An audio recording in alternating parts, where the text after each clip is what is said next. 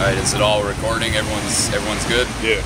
Alright, my name's Mike Amato. I also was arrested Thursday night. Well, to just give you the background of it, I came in on the Greyhound, got here on the Greyhound about 5 o'clock Thursday evening. I walked down to the St. Louis Arch and had the General Assembly. I hadn't slept all day, so I took a nap when we got to the park. When I woke up is when the police, the first 10 or so police officers, were being sent away. And then when they came back in force, I was standing there Ustreaming the entire time.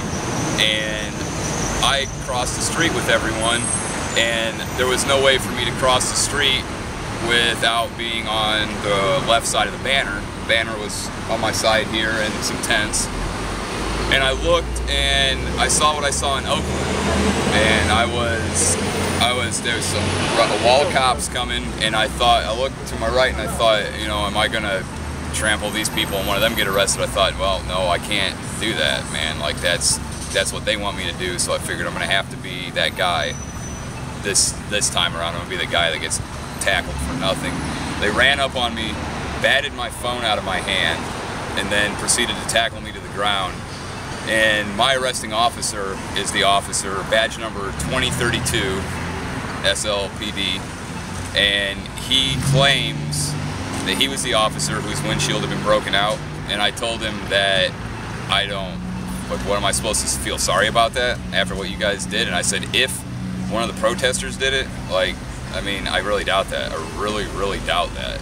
And he wanted to tell me that the reason him and his partner had arrested me was because they thought I was a veteran. Okay, off the jump, they assumed I was a veteran, and they said that it was disgraceful for me to be, I was disgracing the uniform and I was disgracing veterans by wearing the pants that my cousin wore when he was in fucking Iraq, okay?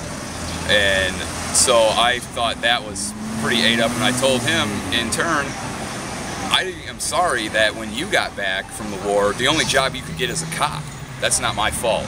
That this is the only job you can get when you got back here. And I started telling him, we started talking about veterans getting, you know, not getting good benefits and all that, and he shifted into low gear, but they were dicks overall. All the cops were, they were ridiculing us.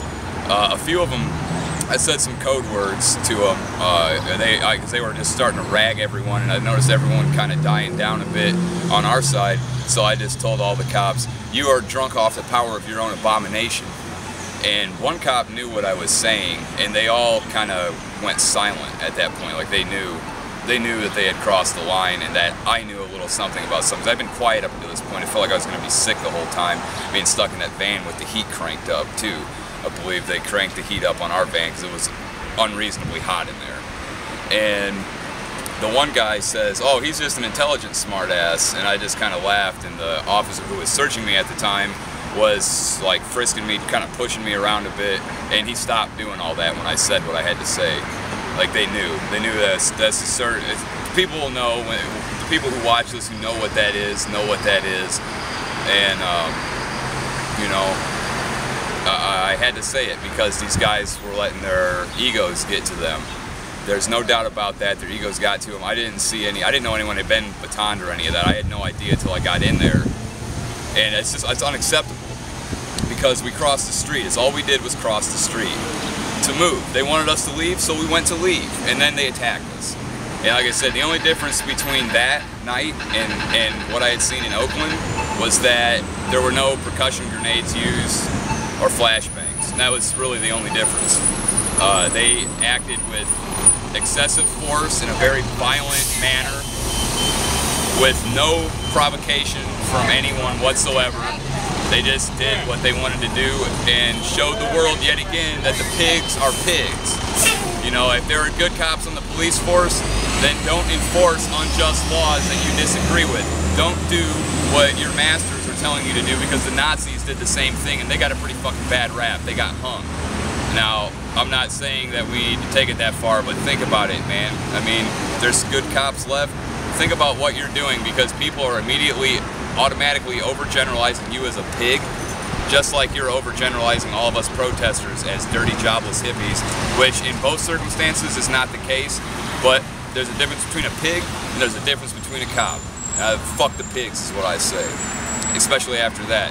I still have respect for some officers, but not much. After the way I watched my friends get beat up and the way they treated those people in jail, I was one of the lucky ones. I only got tackled to the ground and got my camera knocked out of my hand. I felt very lucky for that, especially seeing Brian in there. Like, I'm sitting right next to him and he's just like passing out onto my shoulder. I'm like looking at him thinking, this can't happen. This guy can't fall asleep, man. He's fucked up. He needs to go to the hospital. And they totally neglected that until he got out of jail. It's unacceptable. Unacceptable police force.